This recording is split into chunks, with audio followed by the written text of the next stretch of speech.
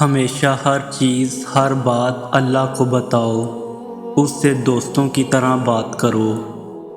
دل جب بھی تڑپنے لگے تو اس کی طرف بھاگ جاؤ۔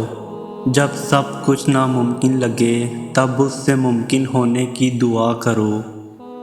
جب ضبط کی حدوں کو توڑ کر اشک رخسار کے راستے سے بہنے لگے تو دونوں ہاتھ ہلا میں اٹھاؤ اور التجا کرو۔ جب کبھی زندگی سے ہار جاؤ اور جینے کی چاہت دم توڑ دے تو آنکھیں بند کر کے اس کی موجودگی کو محسوس کرو۔ پھر ہاتھ دھڑکتے ہوئے دل پہ رکھو، ان دھڑکنوں کی سرگوشیوں کا شور محسوس کرو۔ یوں لگے گا جیسے وہ اسی سینے میں موجود ہے، جیسے وہ ان دھڑکنوں میں لہو کی مانند دوڑ رہا ہے، جیسے وہ پوری روح پہ قابض ہے۔ پھر سکون بھی ملے گا۔ زندگی آنکھوں سے نظر آئے گی اور ہونٹوں سے مسکرائے گی۔ اسے محسوس کرنے میں اتنا سکون ہے تو سوچو وہ اگر روبرو آ گیا تو کیا سے کیا حال ہو جائے گا۔ ہم جتنا سوچتے ہیں کہ ہم کمزور ہیں اس سے کہیں زیادہ طاقتور ہوتے ہیں، لیکن اس لمحے یہ بات ہم بھول جاتے ہیں۔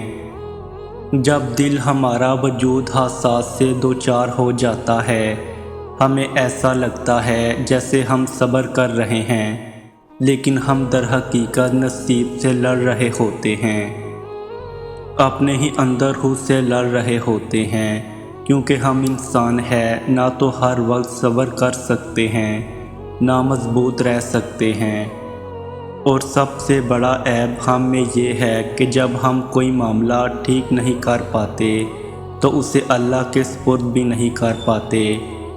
ہم خود پر ظلم کرتے ہیں، کبھی ان لوگوں کے پیچھے بھاگ کر جو ہماری محبت کی تذلیل کرتے ہیں، اور کبھی ان سے ہمدردی کی امید لگا کر جو ہمارے جذبات کو مذاق سمجھتے ہیں۔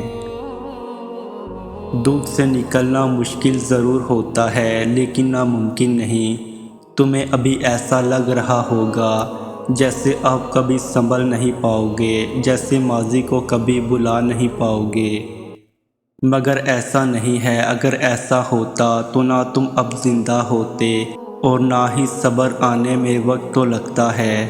ان چیزوں سے دور جانے میں بہت طاقت لگتی ہے جن سے ہماری روح، ہمارے جذبات وابستہ ہوتے ہیں، جن کو کھونے کا سوچ کر بھی ہم کانپ اٹھتے ہیں۔